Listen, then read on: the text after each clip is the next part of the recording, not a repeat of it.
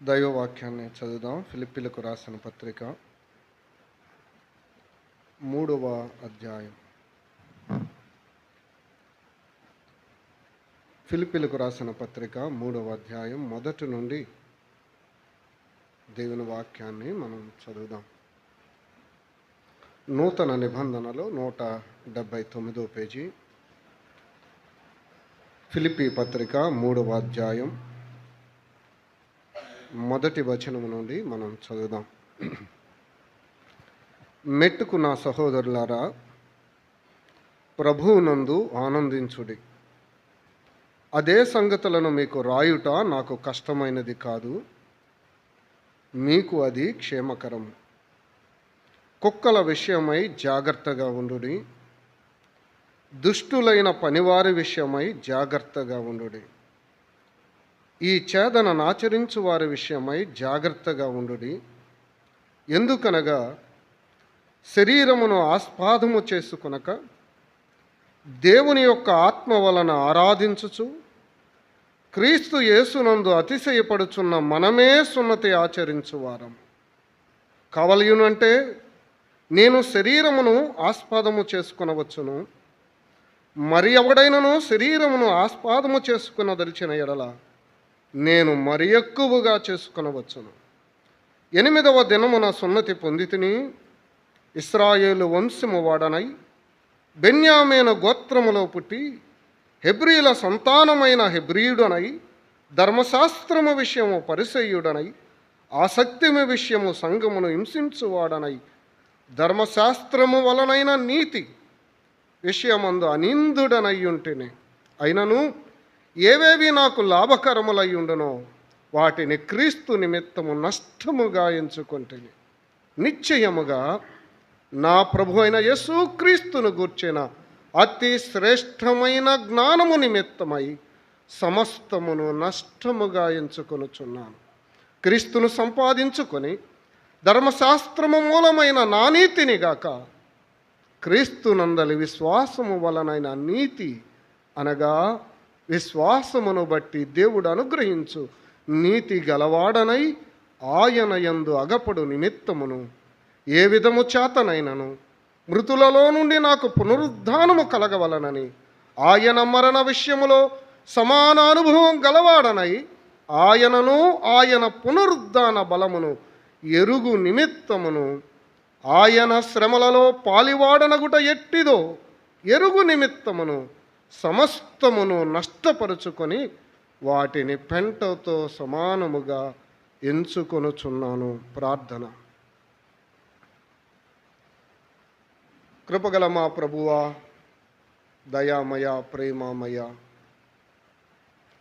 మీ యొక్క సర్వోన్నతమైన నామమునకు స్తుతులు స్తోత్రములు చెల్లిస్తున్నాం.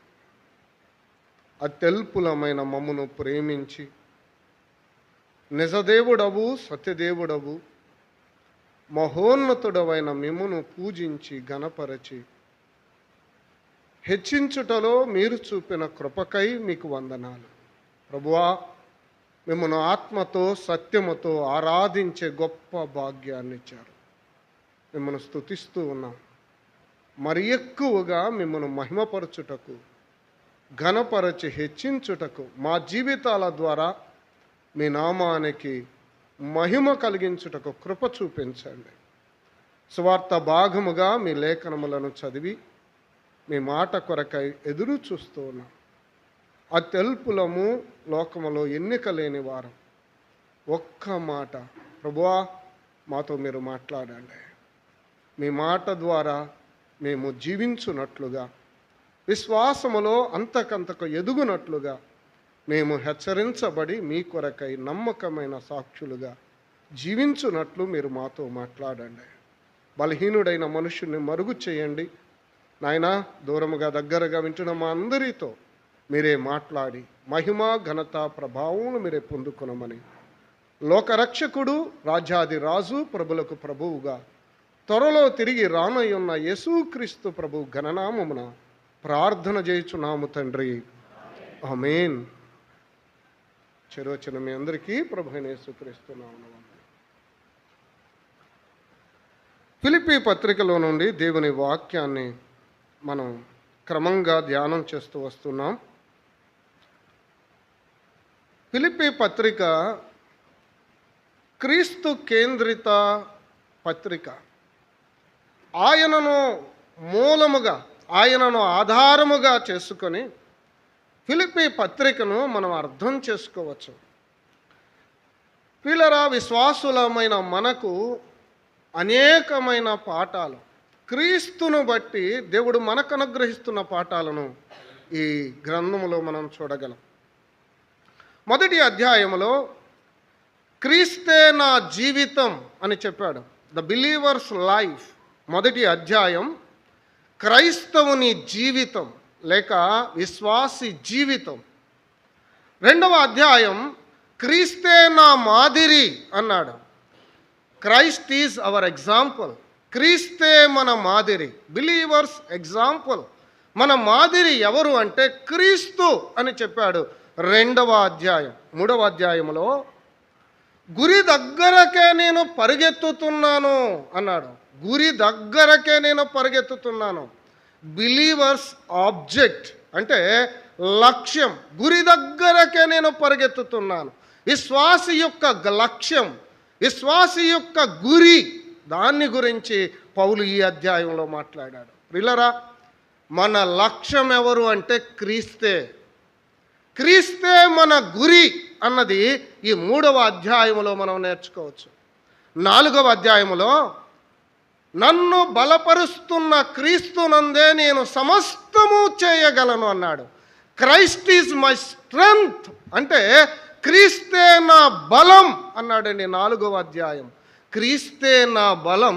నాలుగవ అధ్యాయం అనగా బిలీవర్స్ స్ట్రెంగ్త్, బిలీవర్స్ ఆబ్జెక్ట్.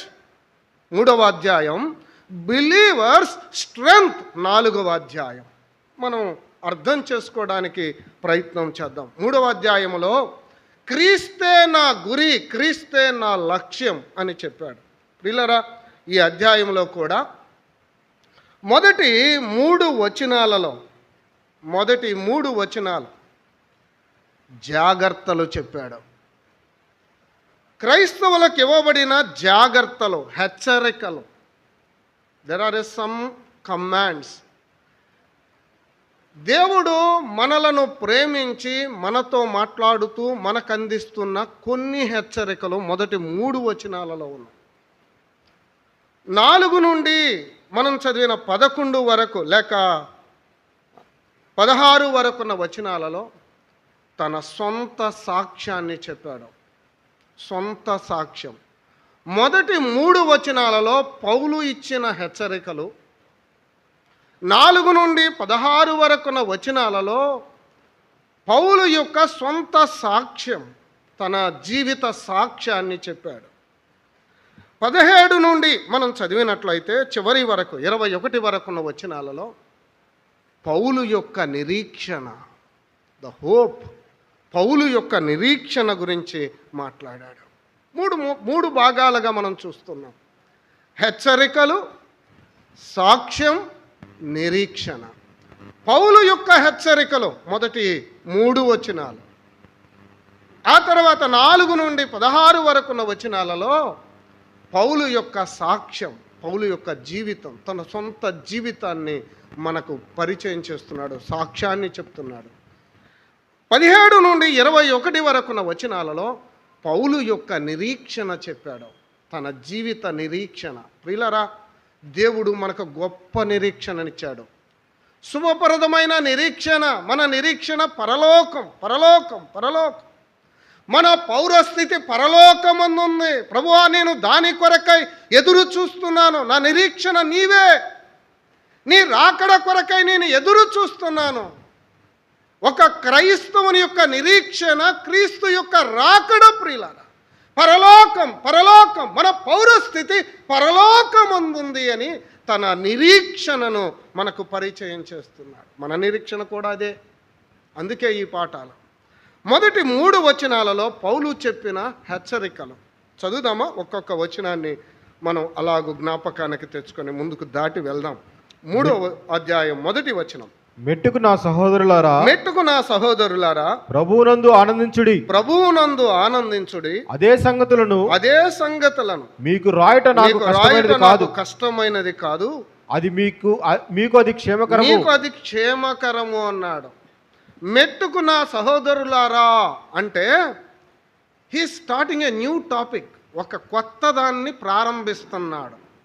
మొదటి అధ్యాయంలో కొన్ని సంగతులు చెప్పాడు, రెండవ అధ్యాయంలో కొన్ని సంగతులు చెప్పాడు, మూడవ అధ్యాయంలో ఒక కొత్త టాపిక్, న్యూ టాపిక్ ప్రారంభం చేశాడు. అందుకనే మెట్టుకు నా సహోదరులారా అని ప్రారంభిస్తున్నాడు, ఒక కొత్త దానిని ప్రారంభిస్తున్నాడు.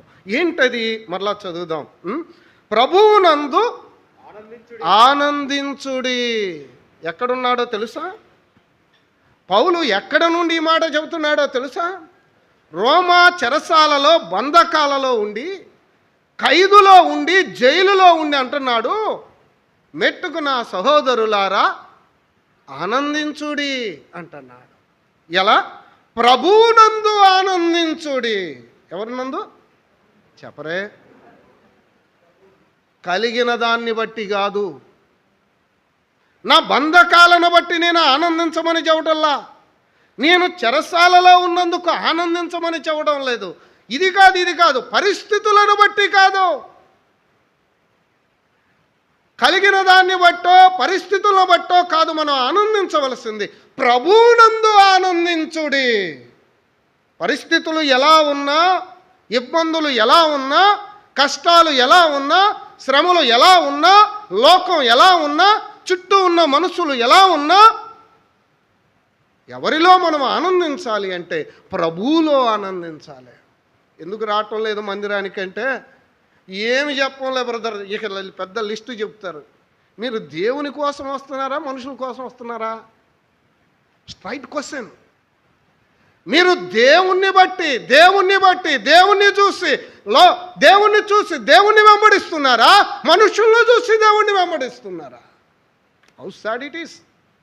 పరిస్థితులు ఎలా ఉన్నా, మనుషులు ఎలా ఉన్నా, సందర్భం ఏదైనా, జ్వరమైన, రోగమైన, ఇరుకైన, ఇబ్బంది అయినా, ఆర్థిక బాధలైనా, కుటుంబ సమస్యలైనా, ఏ కష్టమైనా ప్రియులారా ప్రభువునందు ఆనందించండి. ఉంటాయి, శరీరంలో ఉన్నంతకాలం అనారోగ్య సమస్యలు ఉంటాయి, లోకంలో ఉన్నంతకాలం బాధలు ఉంటాయి, కష్టాలు ఉంటాయి, నమ్మని వారు మన చుట్టూ ఉన్నప్పుడు మనకు అనేకమైన ఆటుపోట్లు ఉంటాయి. ఇవన్నీ సహజమే. అదే చెప్తున్నాడు పౌలు. నేను బంధకాలలో ఉన్నా, నేను కష్టాలలో ఉన్నా, కటిక చీకటి గాఢాంధకారంలో ఉన్నా, తిండి లేక, బట్టలు లేక, బాధలు, హింస, ఆ చెరసాలలో వేసి బొండలు బిగించి బాగా కొట్టి కటిక చీకటిలో తోసేశారట. ఈనాటి జైలు కాదు, ఆయనకి ఎవరికొళ్ళు జైల్లో ఉంటే ఏసీ పెట్టారంట. ఈ జైలు కాదయ్యి, 1, 2, 3 కూడా ఆ గదిలోనే. మీకు అర్థం అవడానికి చెప్తున్నా. అంత భయంకరమైన చెరసాలలో ఉండి అంటున్నాడు, ప్రభువునందు ఆనందించుడే. What a wonderful statement. ప్రియులరా, పరిస్థితులను చూసి ఎన్నడే కానీ దిగులు పడకు, ప్రభువును చూసి ఆనందించు. ఆనందం వేరు, సంతోషం వేరు. సంతోషం కొద్దిసేపు ఉండేది, ఆనందం లైఫ్ లాంగ్, జీవితాంతము ఉండేది. అమ్మా, అప్పటికప్పుడు కలిగిన దాన్ని బట్టి కలిగేది హ్యాపీ, సంతోషం, అది కొద్దిసేపే. కానీ ప్రభువు వలన జీవితాంతం ఆనందం. ప్రియ స్నేహితుడా, ఈ ఆనందాన్ని నీవు పొందుకున్నావా? నా దేవుడు ఉన్నాడు, నా దేవుడు వస్తాడు, నాకు పరలోకం ఇస్తాడు, నన్ను తీసుకొని వెళ్తాడు, పరమ దేవుడు నా పక్షమున ఉన్నాడన్న ఆనందం నీకుందా? ప్రభును నమ్మావా? ప్రభు బిడ్డగా చేయబడ్డావా? ఈ ఆనందం లైఫ్ లాంగ్. పరీక్ష పాస్ అయ్యాం, సంతోషమే. ఉద్యోగం వచ్చింది, సంతోషమే. బిడ్డలు పుట్టారు, సంతోషమే. అది కొద్దిసేపే, ఓ దెబ్బ కొట్టంగానే పోయిద్ది. మళ్ళీ మన మాటకి ఎదురు తిరగంగానే పోయిద్ది ఆ సంతోషం. బిడ్డలు పుట్టిన సంతోషం కొద్దిసేపే. ఇలారా, జీవితాంతం బ్రతికినంత కాలం నీ జీవితాంతం నీకు ఆనందాన్ని ఇచ్చేది ప్రభువే. ఆయనే మన నిరీక్షణ, ఆయనే మన దేవుడు. ఆయన చూసి ఆనందం. It's a Joy. క్రీస్తు లేకపోతే జీవితాలలో ఆనందం లేదు, ఆనందం లేదు. ప్రభుని నమ్మండి, ఈ ఆనందాన్ని మీరు పొందుకోండి. ఆనందం నీకు కావాలనా పాట పాడారు. ఈ ఆనందం నీకు కావాలంటే ప్రభుని నమ్ముకో, ప్రభు బిడ్డగా చేయబడు, ప్రభువుని వెంబడించు, ఆయన నీకు ఆనందం ఇస్తాడు. చెప్తున్నాడు, పరిస్థితులు ఏవైనా ఆనందించండి. పరిస్థితులను బట్టి కాదు, ప్రభువును బట్టి ఆనందించుడి అని చెప్తున్నాడు. దాటి వెళ్తున్నాను, అక్కడే చదువుదాం. మొదటి వచనం, అదే సంగతులు మీకు రాయుట నాకు కష్టమైనది కాదు. అదే సంగతులు వింటున్నారా? అదే సంగతులు. సీనన్నా అదే వాక్యం చెప్తాడు, ప్రదీప్ అన్నా అదే వాక్యం చెప్తాడు. మీరు ఇలా అనుకుంటారేమో, సారికి ఏందయ్యా అందరూ ఒకటే చెప్తున్నారు అని మీరు అనుకుంటున్నారు. దేవుడు అంటున్నాడు, సారికి మిమ్మల్ని ఆ విషయమై హెచ్చరించాలనుకుంటున్నాను. అది మీకు రాయుట క్షేమమే, అది మీకు రాయుట క్షేమమే, అది మీకు మంచిదే.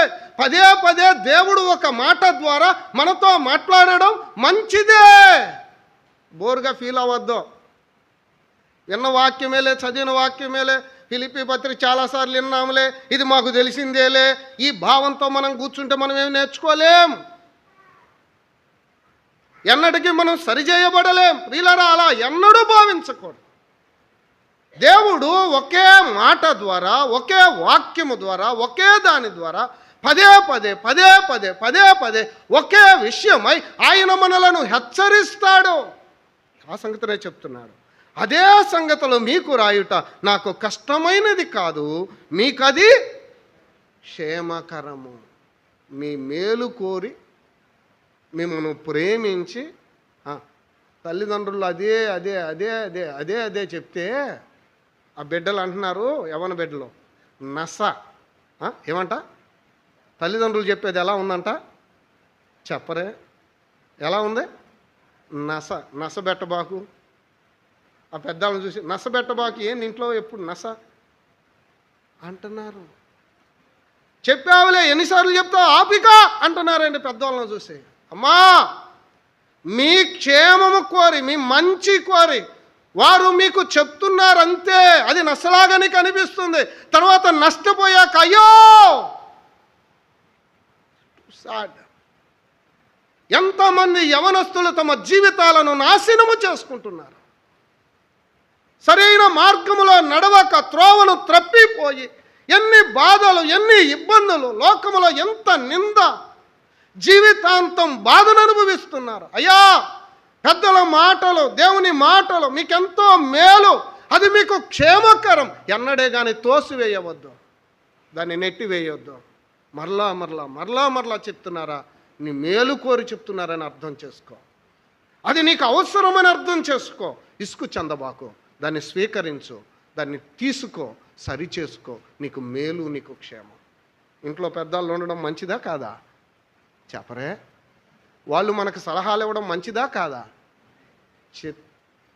చిత్కరించుకోవద్దు. చాలామంది మాట్లాడవాక పొద్దుగుకులు ఇదే మాట అని చెప్తూ ఉంటారు. అనకండి అయ్యా, అనకండి.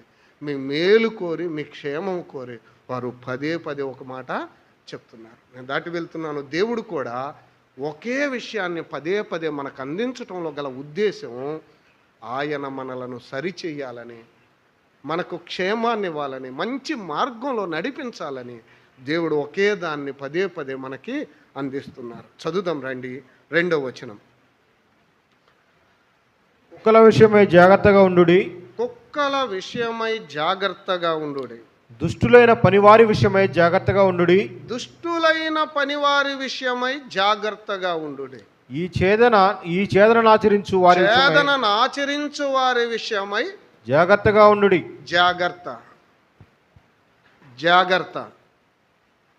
జాగ్రత్త ఎన్నిసార్లు ఉంది? 3 సార్లు. That is the importance. దాన్ని బట్టే మనం అర్థం చేసుకోవచ్చు ఆ వచనం మనకి ఎంత విలువైనదో. ప్రయాణమై వెళ్తున్న చిన్న బిడ్డకి తల్లిదండ్రులు జాగ్రత్తలు చెప్తున్నారు. చదువుకెళ్తున్నారు, ఆ తల్లిదండ్రులు జాగ్రత్తలు చెప్పి పంపిస్తున్నారు. గడప దాటి బయటికి వెళ్తున్నారు బిడ్డలు, తల్లిదండ్రులు జాగ్రత్తలు చెప్పి పంపిస్తున్నారు. పౌలు కూడా మనకు 3 జాగ్రత్తలు చెప్పాడు. ఎన్ని?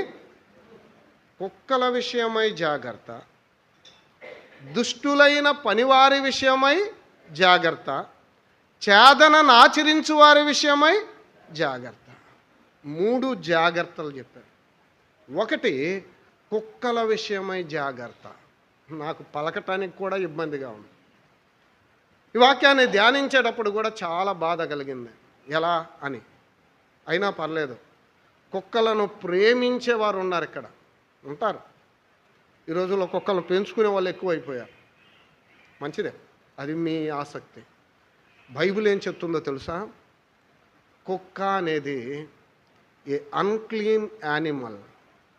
అది పరిశుద్ధమైనది కాదు, అది పవిత్రమైనది కాదు. It's a unclean animal. అది పరిశుద్ధమైనది కానే కాదు. పేతురు మొదటి పత్రిక 2వ అధ్యాయం. నాతో కలిసి రండి, బైబిల్ ఏం చెప్తుందో మనం చదవడానికి ప్రయత్నం చేద్దాం. 2వ అధ్యాయం 22వ పత్రిక. పేతురు 2వ పత్రిక 2వ అధ్యాయం 22వ వచనం. కుక్క తన వాంతికి తిరిగినట్టును, తన వాంతికి తిరిగినట్లు, ఏది వాంతించుకుంటుందో దాన్నే దాని వైపే తిరుగుతుందట. మా అన్న అన్నాడు, ఏంది బ్రదర్ ఇవి చదివావు అన్నాడు. ఒక ఇంటికి తీసుకుపోయి వాక్యం చెప్పమంటే నేను వాక్యం చెబుతూ మధ్యలో ఈ వచనం చదివా. కొంతమంది అలా బాధపడతారేమో, కానీ బైబిల్లో ప్రతి మాట మనకి అవసరమా కాదా? అవసరమే. కుక్క తన వాంతికి తిరుగుతుందట. అంటే it's a clean or unclean? చెప్పండి. అన్క్లీన్, పరిశుద్ధమైనది కాదు, పవిత్రమైనది కాదు, అపవిత్రమైన జంతువు. కుక్క అపవిత్రమైన జంతువు. కుక్కల విషయమై జాగ్రత్త. అపరిశుద్ధులు, అపవిత్రులు, దుష్టులు, అటువంటి వారి విషయమై జాగ్రత్త. జాగ్రత్త అని చెప్పాడు. మీకు తెలుసు కదా, దారిన పోతా ఉంటే అది గబక్కన మీదకి వస్తుంది. ఆ మెత్తటి కండ అలా పట్టి లాగుతుంది, అవునా? చాలా బాధాకరంగా కరుస్తుంది, మీద పడుతుంది. బైక్ మీద వెళ్తుంటే కుక్కలు వెంపడబడుతూ ఉంటాయి. మీరు చూడండి కావాలంటే. నేను అనుభవించాను, చాలామంది అనుభవించి ఉంటారు. అది మనం ఏమీ చేయకపోయినా మనం వెంబడి పడుతుంది, మన మీదకి వస్తుంది, మనలను కరుస్తుంది. ప్రియులారా, తగాదాల కొరకై, గొడవల కొరకై, మాటల విషయమై పరిగెత్తే వాళ్ళు ఉన్నారు, తొందరపడే వాళ్ళు ఉన్నారు, నోరు చాలా తొందరగా ఉపయోగించేవారు ఉన్నారు. Be careful, beware. ఇంటి ముందు ఒక పెద్ద బోర్డు పెట్టారు, బివేర్ ఆఫ్ డాగ్స్. ఇంటికి వెళ్తుంటే ఆ ఇంటి ముందు కనపడిందా, ఏందన్నా ఇది అని అడిగా. ఏం చేద్దాం బ్రదర్, కొత్తగా కుక్కను తెచ్చాం, ఇక అందుకని బోర్డు పెట్టాల్సి వచ్చింది అన్నాడు అన్న. బివేర్, బివేర్, జాగ్రత్త. కుక్కలు ఉన్నాయి, జాగ్రత్త. బయట బోర్డు కనపడుతుంది. అలాంటి కుక్కల విషయమై జాగ్రత్త అన్నాడు. వినడానికి కష్టమే, అయినా తగాదాల కొరకై, గొడవల కొరకై, మాటల విషయమై పరిగెత్తుతూ ఉంటారు. అటువంటి వారి విషయమై జాగ్రత్త. అవసరమైతే పరిగెత్తండి దూరంగా. మైసెల్ఫ్, నా సొంత సాక్ష్యమే చెప్తా. ఎవరైనా అలా గొడవకు వస్తే దూరంగా వెళ్ళిపోతాం. మా అమ్మ నాన్నంటే, ఏందిరా అంత భయం, ఒక మాట మాట్లాడు వద్దు. బయట నుంచి లోపలికి వెళ్ళేది ఏది మనల్ని అపవిత్రపరచదు, లోపల నుండి బయటికి వెళ్ళేది మనల్ని ఏం చేస్తుంది? అవసరమైతే నోరు మూసుకుంది. Shut your mouth. అలాంటి వ్యక్తుల ముందు నోరు మూయాలి, అంతే. దూరంగా పరిగెత్తాలంతే. ప్రియులరా, వాటితో మనం గొడవ పడలేం, పోరాడలేం. కుక్కల విషయమై జాగ్రత్త. అలాగూ ప్రవర్తించే వారి విషయమై జాగ్రత్త అని చెప్తున్నాడు. అపవిత్రమైన వ్యక్తులు, అపవిత్రమైన జీవితాలను జీవించే వారికి దూరముగా ఉండాలి. అదే సమయంలో ఇలాంటి వ్యక్తులు మనం ఏమీ చేయకపోయినా మన మీదకు వస్తూ ఉంటారు. ఎలాంటి వ్యక్తుల విషయమై జాగ్రత్తగా ఉండాలి. Be careful. మనం ఎందుకు ఈ హెచ్చరికలు అంటే, ఈ జీవిత యాత్రలో మనం అలాంటి వ్యక్తులను చూసి వారికి దూరంగా పరిగెత్తాలి. వారి విషయమై జాగ్రత్తగా ఉండాలి. Don't involve. అది నీకు నష్టం, అది నీకు క్షేమం. అందుకనే దేవుడు చెప్తున్నాడు, అలాంటి వారి విషయమై జాగ్రత్తగా ఉండు. ఎవరు అలాంటి వ్యక్తులు ఉన్నారో వాంతికి మరలా తిరుగుతుందట, తన వాంతికి మరలా తిరుగుతుందట. అంటే కక్కిన దాన్నే మళ్ళా తీసుకుంటుంది. అనగా పాత జీవితం, గత జీవితం, పాపపు జీవితం, ఆ పాప స్వభావం మరలా అదే చేస్తున్నట్లయితే అలాంటి వ్యక్తుల గురించి మనం ఎలా ఉండాలి? జాగ్రత్తగా ఉండాలి. యెషయా గ్రంథం 56వ అధ్యాయం, యెషయా గ్రంథం 56వ అధ్యాయం 617వ పేజీ, 617, 56వ అధ్యాయం 11వ వచనం. 56:11. కుక్కలు తిండికి ఆతురపడును, ఎంత తినినా వాటికి తృప్తి లేదు. ఈ కాపరులు అట్టివారే, వారు దేనిని వివేచింపజాలరు. వారందరూ తమకిష్టమైన మార్గమున పోవుదురు. ఒకడు తప్పకుండా అందరూ స్వప్రయోజనమే విచారించుకుందరు. No need of explanation. వివరణ అవసరమే లేదండి. కుక్కలు అని ప్రారంభించి చివరికి వెళ్ళారు స్వప్రయోజనాన్ని విచారించుకునేవారు. ప్రియులారా, ప్రభును నమ్మిన మనలో ఒకటే ఉండాలి.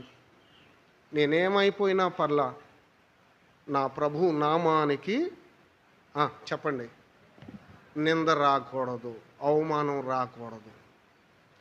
లైవ్ టెలికాస్ట్ ఇచ్చారు, మేమంతా సమాధాన పడతాం, ఇదిగో చూడండి అని లైవ్ టెలికాస్ట్ ఇచ్చారు. మన వాళ్ళు లైవ్ ఇస్తున్నారు కదా, అలాగే లైవ్ ఇచ్చారు. ఓపెన్ చేసి వస్తున్నా, పాపం సమాధాన పడితే సంతోషిద్దాం, నేను కూడా ఆనందిద్దామని. ఇక్కడ కాదులేండి, మళ్ళీ మీరు ఇంకోలా అనుకోకండి, నన్ను క్షమించండి.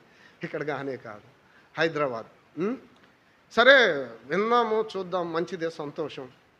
ఆ దైవజనుడు చాలా ప్రయాసపడ్డాడు, చాలా కష్టపడ్డాడు. భక్త్ సింగ్ గారు చాలా కష్టపడ్డారు, ఎన్నో సంఘాలు కట్టారు, దేశాలు రాష్ట్రాలు వాడబడ్డారు. ఈ సంఘాల మధ్య సమాధానం ఉంటే చాలా సంతోషమని గత వారం నేను వింటా ఉన్నా. లైవ్లోనే తిట్టుకుంటున్నారండి, లైవ్లోనే తోసుకుంటున్నారండి. అయ్యో, ఇక నేను చూడలేననిపించింది, స్విచ్ ఆఫ్, బయటకు వచ్చేసాను. ప్రియులారా, వినండి, ప్రమాదకరమైన జీవితాలు, ప్రమాదకరమైన వ్యక్తులు, ఇలాంటి వారికి జాగ్రత్త. కుక్కల విషయమై జాగ్రత్త. ప్రియులారా, దేవుడు చాలా స్పష్టంగా చెప్తున్నాడు, జాగ్రత్త అంటే మనం ఎంత జాగ్రత్తగా ఉండాలో అర్థం చేసుకోండి. ఇటువంటి వారి విషయమై జాగ్రత్తగా ఉండాలి అని చెప్తున్నాడు. దాటి వెళ్తున్నాను. ఫిలిప్పీలకు రాసిన పత్రిక ఇంకో 2 జాగ్రత్తలు చెప్పాడు. 3వ అధ్యాయం 2వ వచనాన్ని చదువుదాం. ఫిలిప్పీ పత్రిక 3:2. కుక్కల విషయమై జాగ్రత్తగా ఉండుడి. దుష్టులైన పనివారి విషయమై జాగ్రత్తగా ఉండుడి. పనివారా కాదా? చెప్పరే, పనివారా కాదా? పనివారే, కానీ దుష్టులైన పనివారు. ఇలా రాశారు ఇంగ్లీష్లో, ఈవిల్ వర్కర్స్. దేవుని పని కాదు, దేవుని పనిని ప్రోత్సహించేవారు, దేవుని నామానికి మహిమ తెచ్చేవారు, దేవుని సంఘాన్ని బలపరిచేవారు, దేవుని నామానికి మహిమ కలిగించేవారు దేవునికి కావాలి. దుష్టులైన పనివారు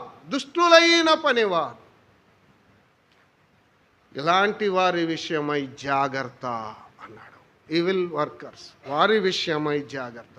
1 కుక్కల విషయమై జాగ్రత్త, 2 దుష్టులైన పనివారి విషయమై జాగ్రత్త. 3వ మాట, ఈ చేదనను ఆచరించు వారి విషయమై జాగ్రత్త. చేదన అంటే సున్నతిని గురించి చెప్తున్నాడు. సున్నతి అనేది శరీర సంబంధమైనది, ఆత్మ సంబంధమైనది కాదు. కొన్ని బోధలు ఎలా ఉన్నాయంటే, ఇది చేయకపోతే నువ్వు క్రైస్తవుడివే కాదు. అవునా? బైబిల్ ఎక్కడన్నా ఉందా? ప్రభువునందు విశ్వాసముంచిన ప్రతి ఒక్కడు చెప్పరే క్రైస్తవుడే. నిజమైన విశ్వాసం కావాలి. ఆచార సంబంధమైన ఏ వ్యవహారము ద్వారా, పితృ పారంపర్యాచారమైన ఏ క్రియ ద్వారా, ఏ పని ద్వారా, మనం చేసే దేని ద్వారా మనం ఎప్పటికీ క్రైస్తవులం కాలేము. అమ్మ అర్థమవుతుందా? వాక్యం చదువుతానన్నా, వాక్యం రాస్తానన్నా, సిలువ గుర్తులు వేసుకుంటానన్నా, పటాలు పెడతానన్నా, క్రిస్మస్ ఆచరిస్తానన్నా, ఈస్టర్ చేస్తానన్నా, వీటి వల్ల నువ్వు క్రైస్తవుడు కాలేవు. హృదయ సున్నతి కావాలి. హృదయం మారాలి, జీవితం మారాలి, ఆలోచన మారాలి, ప్రవర్తన మారాలి, మాట మారాలి, తీరు మారాలి. నిజమైన విశ్వాసం, ప్రభును నమ్మిన నమ్మకం నీలో కనపడాలి. ఆ రియాలిటీ నీలో కనపడాలి. అప్పుడే నీవు క్రైస్తవుడివి, క్రైస్తవురాలవి. పేరు పెట్టుకుంటే అవ్వలేం. పేరు మారిస్తే అంతకంటే కాలేం. మీరేమైనా చెప్పండి, పేర్లు మార్చుకునేవారు ఉన్నారు, మార్చుకోండి, నో ప్రాబ్లం. వీటి వల్ల మనం ఎప్పటికీ క్రైస్తవులం కాలేం. ప్రియులారా, హృదయ సున్నతి కావాలి. కానీ కొంతమంది శరీర సంబంధమైన కార్యాలను తీసుకొచ్చి సంఘంలో కలుపుతున్నారు, శరీరాన్ని ఉపయోగిస్తున్నారు. శరీరాన్ని ఉపయోగించి చేసే ఏ పని వల్ల దేవుని నామానికి మహిమ రాదు. అలాంటి వారి విషయమై జాగ్రత్త అన్నాడు. శరీర సంబంధులను కనిపెట్టి ఉండాలి. శరీరాన్ని ఉపయోగించే వాళ్ళను కనిపెట్టి ఉండాలి. శరీర కార్యాలు చాలా స్పష్టంగా ఉన్నాయి. గలతీ పత్రికలు మీరు చదవండి. ఎవరు శరీర కార్యాలను జరిగిస్తున్నారో వారి విషయమై జాగ్రత్తగా ఉండాలి. అటువంటి వారిని జాగ్రత్తగా ఉండాలి. అంత మాత్రమే కాదు ప్రియులారా, కలిపి చెరిపే బోధలు తెచ్చే వాళ్ళు ఉన్నారు. ఇలా చేయకపోతే ఇదేమి సంఘం అనేవాళ్ళు ఉన్నారు. బైబిల్లో ఉన్నది చెయ్యండి. పాత నిబంధనలో ఉన్న శరీర సంబంధమైనవి తీసుకొని వచ్చి క్రొత్త నిబంధనకు కలపొద్దు. నెవర్. మనము ఆత్మతో కార్యాలను జరిగించాలి తప్ప శరీరాన్ని కాదు. ఇక్కడ నిలబడితే శరీరాన్ని ఉపయోగిస్తారా? ఆత్మ నడిపింప, శరీరం నడిపింప. కోపం ఎలా వస్తుంది? దూషణ మాటలు ఎలా వస్తాయి? నోరు ఎలా పడితే అలా ఎందుకు తిరుగుతుంది? శరీరమే. అబద్ధాలు ఎందుకు ఆడుతున్నారు? మోసాలు ఎందుకు చేస్తున్నారు? రొట్టె రసం తీసుకుంటూనే ఉన్నారు, పాటలు పాడుతూనే ఉన్నారు, వాక్యం చెప్తూనే ఉన్నారు, హెచ్చరిస్తూనే ఉన్నారు, నడిపిస్తూనే ఉన్నారు, పెద్దలుగానే ఉన్నారు, విశ్వాసులుగానే ఉన్నారు. ప్రతిదినం దేవానికి స్తోత్రం అంటున్నారు, శరీరాన్ని ఉపయోగిస్తున్నారు. ఇలాంటి వారి విషయమై జాగ్రత్త. ఎవరైనా కావచ్చండి, నువ్వైనా నేనైనా. నేను శరీరాన్ని ఉపయోగిస్తే I'm not at all eligible. జాగ్రత్త, మీరందరూ జాగ్రత్తగా ఉండవలసిందే. ఎవరైనా సరే శరీరాన్ని అనుసరించి నడిచే వారి విషయమై జాగ్రత్తగా ఉండండి. శరీర సంబంధమైన కార్యాలు, శరీర సంబంధమైన బోధ, అలాంటి వాటికి దూరముగా ఉండమని పౌలు మనల్ని హెచ్చరిస్తూ ఉన్నాడు. ప్రియులారా, చూడండి 3వ వచనం. ఎందుకనగా శరీరమును ఆస్పదము చేసుకొనక, శరీరమును ఆస్పాదము చేసుకొనక దేవుని యొక్క ఆత్మ వలన ఆరాధించుచు. రెండు వ్యతిరేకమండి. శరీరం వేరు, ఆత్మ వేరు. శరీరం కోరేది వేరు, ఆత్మ కోరేది వేరు. రెండు వేరు. రెండిటి యొక్క కోరికలు వేరు, రెండిటి యొక్క నడిపింపు వేరు. అమ్మా, మీకు ఇంకా అర్థం కావట్లేదా ఎవరు శరీరానుసారులు, ఎవరు ఆత్మానుసారులు? వెరీ సింపుల్, క్వైట్ ఆపోజిట్ అంతే. శరీరం ఒకటి చెప్తుంది, ఆత్మ మరొకటి చెప్తుంది. రెండు విరుద్ధంగా కోరతాయి. ఆ రెండిటికి మధ్య పొంతన ఎప్పుడూ కుదరదు. మనం జీవితంలో బ్రతికినంత కాలం కుదరదు. అంతే. వీళ్ళరా, శరీరమును ఆస్పాదము చేసుకొనక, శరీర సంబంధమైన బోధలు ఉన్నాయి, గోత్రాలు, పాత నిబంధనలో ఉన్న ఆచారాలు తెచ్చిపెట్టే వాళ్ళు ఉన్నారు సంఘాలు. బోధను కలిపి చెరిపేశారు, నిజమైన సువార్తను మార్చివేశారు. నిజమే చెప్తున్నాను నేను. నేడు లోకములో ఉన్న సువార్త వాక్యానుసారమైనదా కాదా ఆలోచన చేయండి. ఏది నిజమైన సువార్త, ఏది రియాలిటీ? ఆత్మ, spirit, holy spirit, that is the real. శరీరం ఎన్నడూ కాదు ప్రియులారా. మనం ఆరాధించవలసింది ఆత్మతో. నిజంగా నువ్వు ఆత్మతో ఆరాధిస్తే, ఆత్మతో సత్యముతో నువ్వు ఆరాధిస్తే దేవుని నామానికి మహిమ కలుగుతుంది. చాలామంది శరీరానుసారమైన కార్యాలు చేస్తా, శరీరాన్ని ఉపయోగిస్తా వ్యభిచారం చేస్తారు, మోసం చేస్తారు, అబద్ధాలు ఆడతారు, దొంగతనాలు చేస్తారు. కానీ రొట్టె రసపాత్రలో చెప్పరే చేస్తారు. ఎంత విచారం. Be careful. అలాంటి వాళ్ళతో జాగ్రత్త. కనిపెట్టి చూడండి, వాళ్ళతో జాగ్రత్తగా ఉండండి. ఆ పరుల పాపంలో మీరు పాలిభాగస్తులు కావద్దు. Be careful. జాగ్రత్త అని చెప్తున్నాడు. చాలా భయం వేస్తుంది. నిజమే చెప్తున్నాను. ఎన్నడే కానీ పాపాన్ని ప్రోత్సహించబాకండి. నెవర్.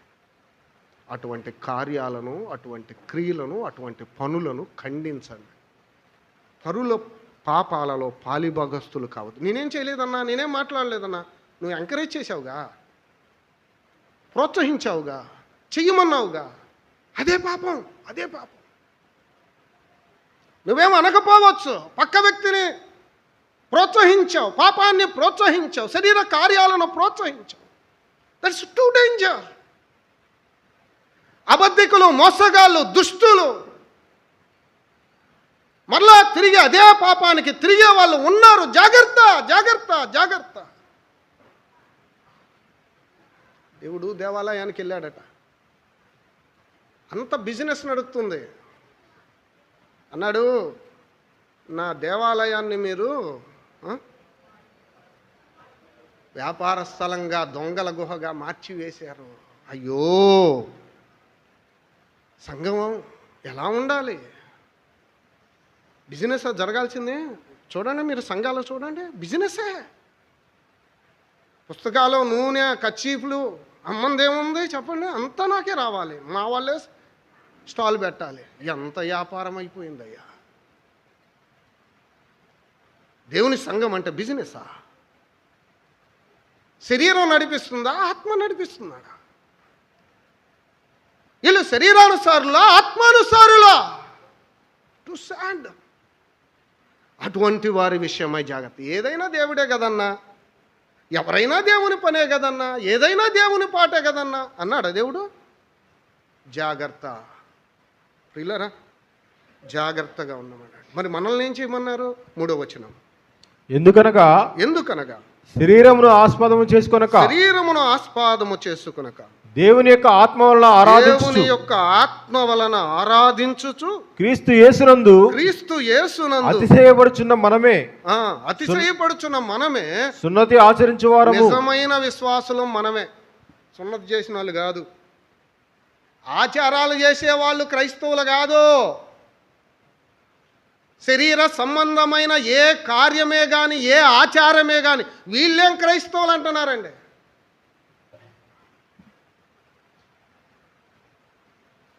లోపల హృదయమందు విశ్వాసం ఉంచితే చాలు, ఏమి లేకపోయినా పర్లా. నేను ఒకటే చెప్తున్నాను, మీరేమని అనుకోండి. నిజమైన విశ్వాసం. దేవునికి భయపడతావా? భక్తి ఉందా? దేవుడంటే నమ్మకం ఉందా? You are a believer, that's all. ఇది చేస్తేనే క్రైస్తవుడు అని చెప్పేవాళ్ళు ఎవరు? ఇంత పెద్ద మెసేజ్ రాశారు, ఇది చేయకపోతే ఏం క్రైస్తవులని. టూ సాడ్ అండి. వీళ్ళు ఎలా ప్రభుని నమ్మారు నాకు అర్థం కావడం. చాలా విచారకరం. ప్రియులరా, ఏ క్రియల ద్వారా మనం నీతిమంతులం కాలేము? దేవుని యందు విశ్వాసం ఉంచుట ద్వారా, ప్రభుని నమ్ముట ద్వారా, ఆయనకు విధేయత చూపించుట ద్వారా. నిజమైన విశ్వాసం, నిజమైన మారు మనసు మన ప్రవర్తన, మన మాట తీరు, మన జీవితం మారాలి. అప్పుడు నువ్వు క్రైస్తవుడివే. పేరు పెట్టుకుంటే, పట్టీలో పేరు రాసుకుంటే, చందాలు ఇస్తే మనం క్రైస్తవులం కాలేము, ఎన్నటికీ కాలేము. దాటి వెళ్తున్నాను. ఆత్మతో సత్యముతో మనం ప్రభువుని ఆరాధించాలి. సమరయ స్త్రీతో దేవుడు సంభాషిస్తున్నాడు. అమ్మా, మీరు ఎక్కడ ఆరాధిస్తారంటే, మేము యెరూషలేములో ఆరాధిస్తామయ్యా. యెరూషలేము అయితే గొప్ప? ఎక్కడికి వెళ్తావు బ్రదర్ అంటే, నేను వెళ్తాను బ్రదర్ నంబూరు, చాలామంది వస్తారు. చాలామంది వస్తే గొప్ప? గొప్ప? స్థలములో ఏమీ లేదు. నువ్వు ఎక్కడ ఆరాధించావన్నది ముఖ్యం కాదు, ఎలా ఆరాధించావన్నది చెప్పరే ముఖ్యం. That is true. ఎవరిని ఆరాధించావు, ఎలా ఆరాధించావు, దట్ ఈజ్ ఇంపార్టెంట్. నువ్వు ఎక్కడ చెయ్యేస్తే ఏమైంది, ఎక్కడ రొట్టె రసం తీసుకుంటే ఏమైంది? ఏమీ కాదు. నమ్మకండి ఇట్లాంటి బోధలు. మా సంఘానికే రండి, అది నిజమైన ఆరాధన అని చెప్పే వాళ్ళు ఉంటారు. నమ్మకండి, మోసపోబాక. క్రొత్త నిబంధన సత్యము ప్రకారం, సంఘ సత్యము ప్రకారం ఎవరు ఆరాధన చేస్తున్నారో ఆ స్థలానికి మనం వెళ్ళొచ్చు, వారితో కలిసి మనం ఆరాధన చేయొచ్చు. అయితే ఆత్మతో సత్యముతో నిజదేవుని మనం ఆరాధించాలి. ఆత్మతో సత్యముతో ఆరాధించాలి, అంతే. రొట్టె రసం తీసుకోకపోతే ఏదో అయిపోయింది. ఏమైపోయింది? పాపం చేసి ప్రభు బల్లలో చేయివేసి ఆయన ఇచ్చే శిక్షకు మనం పాత్రులం కాగలం. శరీర కార్యాలు జరిగిస్తా, పాపాన్ని చేస్తా, అపవిత్రమైన కార్యాల్లో పాల్గొంటా, అబద్ధాలు మోసాలు చేస్తా, ఆయన రొట్టె రస పాత్రలో చేయి వేస్తే నువ్వు ఆరాధికుడువా, ఆరాధికురాలివా? Never never never. దేవుని శిక్ష ఉంది, జాగ్రత్త. వీళ్ళారా మనం ఎరిగిన సత్యమే. ఆయనను ఆత్మతో సత్యముతో ఆరాధించాలి. అది నిజమైన ఆరాధన. అమ్మ, బలుల్లో ఏమీ లేదు, ఆచారాల్లో ఏమీ లేదు, మన పద్ధతిలో కట్టుబాటులో ఏమీ లేదు. బొట్టు పెట్టుకుంటే పాపం, అవునా? బొట్టు పెట్టుకొని మోసం చేయటం పాపం కాదా? అబద్ధం ఆడడం పాపం కాదా? వ్యభిచారం, జారత్వం చేయడం పాపం కాదా? మోసం, లోభం, మత్సరం, అసూయ, కలహం, క్రోధం ఇవి లోపల పెట్టుకోవడం తప్పు కాదా? ఎంత విచారకరం. కట్టుబాట్లకు, ఆచార వ్యవహారాలకు, పద్ధతులకు ఇచ్చిన విలువ ఆత్మకు మనం ఇవ్వలేకపోతున్నాం. ఆత్మకు స్థానము లేదు, ఆత్మ నడిపింపు లేదు. ఒకటే చెప్తాను నేను, ఏది తప్పు ఏది రైట్ ఆ సహోదరునికి వదిలేయి. వాళ్ళకి నచ్చింది వాళ్ళు చేస్తారు, అంతే. దేవుడు వాళ్ళకి తప్పు అని చెబితే వాళ్ళు సరి చేసుకుంటారు, దేవుడు రైట్ అని చెబితే వాళ్ళు ఆ ప్రకారం నడుస్తారు. అది కాదు మనకు కావాల్సింది. ఎలాగూ జీవిస్తున్నాం, మన మాట ఎలా ఉంది, మన జీవితం ఎలా ఉంది, మన ప్రవర్తన ఎలా ఉంది, నిజమైన విశ్వాసులమేనా, ఆత్మను అనుసరించి ఆరాధిస్తున్నామా? ఇది ముఖ్యం ప్రియులారా. ఎక్కడ ఆరాధించాం అన్నది ముఖ్యం కాదు, ఎవరిని ఎలాగూ ఆరాధిస్తున్నామన్నదే ముఖ్యం ప్రియులారా. నిజదేవుడైన యేసుక్రీస్తుని ఆత్మతో సత్యముతో ఆరాధిద్దాం. ఆయనిచ్చే దీవెన మనం పొందుకున్నాం. కింద వచనాల్లో చెప్పాడు, దాని వివరణగా చెప్పాడు, తన సొంత సాక్ష్యాన్ని చెప్పాడు. నేను ఆ వచనం చదివి ముగిస్తాను, ప్రార్థన చేస్తాను, అంతే. వచనం చదువుదాం రండి, వచనం చదువుదాం. 5వ వచనం చదువుదామా? 5వ వచనం. 8వ దినమున సున్నతి పొందితని ఇజ్రాయేలు వంశపు వాడను బెన్యామీను గోత్రములో పుట్టి హెబ్రీయుల సంతానమైన హెబ్రీయుడనై ధర్మశాస్త్రము విషయం పరిచయుడనై ఆసక్తి విషయం సంఘమును హింసించువాడనై. ఎన్ని క్వాలిఫికేషన్స్! ఇవన్నీ శరీర సంబంధమైనవే, పుట్టకతో వచ్చినవే. ఆయన ఏ దేశంలో పుట్టాడు, ఏ వంశంలో పుట్టాడు, ఏ గోత్రంలో పుట్టాడు, ఇవన్నీ చెప్తున్నాడు. చాలామంది ఈరోజు కూడా తమ కులాన్ని బట్టి గర్వించే వాళ్ళు ఉన్నారు, తమ ఇంటి పేరును బట్టి గర్వించే వాళ్ళు ఉన్నారు. వీళ్ళు అసలు ఆత్మానుసారులా నాకు అర్థం కావట్లా. చాలా విచారకరం. మా క్వాలిఫికేషన్ చూడు, మా ఉద్యోగం చూడు, మా డబ్బు చూడు, మా బిడ్డలు చూడు, మా కుటుంబం చూడు, మమ్మును చూడు, మా అందము చూడు. ఆహా, ఎదుటి సహోదరుణ్ణి దూషిస్తున్నావే, వారి శరీర ఆకారాన్ని బట్టి నువ్వు దూషిస్తున్నావే, నువ్వు మాట్లాడుతున్నావే, నువ్వే శరీర సంబంధివే. ఎదుటి వారి కులాన్ని ఎత్తు చూపెడుతున్నావే, నువ్వే శరీర సంబంధవే. యు ఆర్, నువ్వే నువ్వే నువ్వే. సిగ్గు లేదు ప్రభును నమ్మిన తర్వాత ఇలా మాట్లాడడానికి? ఎంత విచారకరం! ప్రభును నమ్మిన తర్వాత వీటన్నిటిని విడిచిపెట్టాలి. ఎదుటివారి ఆకారం, ఎదుటివారి పేరు, ఎదుటివారి కులం, ఎదుటివారి ఘనత చూస్తున్నావు అంటే నీవు గర్విష్టివి, శరీర సంబంధివి. వెరీ డేంజరస్ అంటున్నాడు పౌలు. నా కులం మంచిదే, నా గోత్రం మంచిదే, నా వంశం మంచిదే, నా భాష మంచిదే, ఇవన్నీ మంచివే. కానీ 6వ వచనం లేక 7వ వచనం చదువుదామా సూటిగా? 7వ వచనం ఏమన్నా? అయినను ఏవేవి నాకు లాభకరమై ఉండెనో, ఏవేవి నాకు లాభకరములై ఉండనో వాటిని క్రీస్తు నిమిత్తము నష్టముగా ఎంచుకుంటుని. అవన్నీ నష్టమైపోయినాయి. ప్రభును నమ్మిన తర్వాత మారిపోయినాయి. లోకంలో ఉన్నదే మనము చేస్తున్నామంటే మనం మారలేదని అర్థం. ఏందయ్యా ఇలా చేసామంటే లోకాన్ని చూపిస్తున్నారు, లోకంలో చూపిస్తున్నారు, లోకంలో ఉన్నవారిని చూపిస్తున్నారు.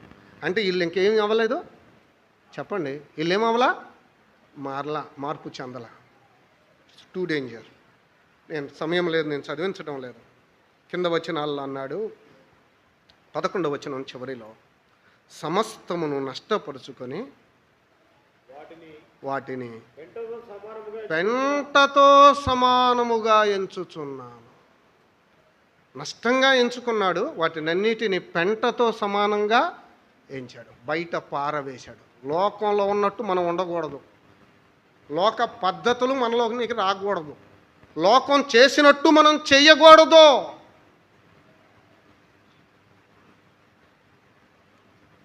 చాలా బాధాకరం ప్రియులారా. ప్రభును నమ్మిన బిడ్డల్లో ఇవి ఉండడం ఎంత విచారం. పౌలు ఈ మాటలు రాయకపోయి ఉంటే మనకు గొప్ప పాఠం పోయేదే. ప్రభు మనలను ప్రేమించి మన కొరకు ఈ పాఠాన్ని రాయించారు. ఈ మాటల్లో మనం ఉన్న పాఠాన్ని గ్రహించడానికి ప్రయత్నం చేద్దాం. దేవుడు మనకిస్తున్న జాగ్రత్తలను మనం తీసుకుందాం, జాగ్రత్త పడదాం. శరీరాన్ని ఉపయోగించక ఆత్మను ఉపయోగిద్దాం, ఆత్మానుసారంగా నడుద్దాం.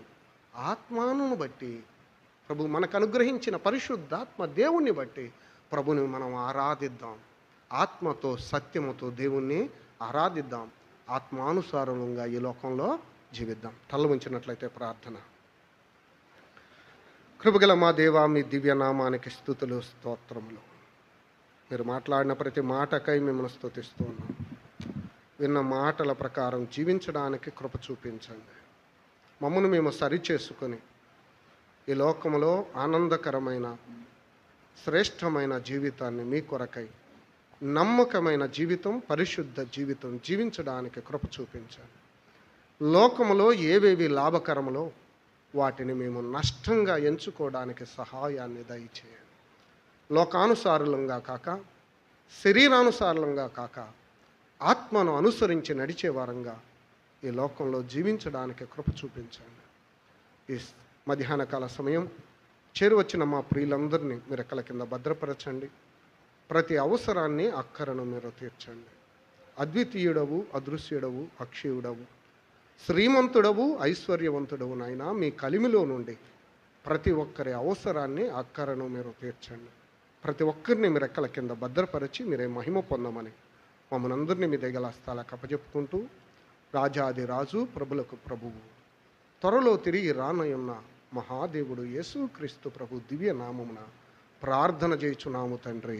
ఆమేన్.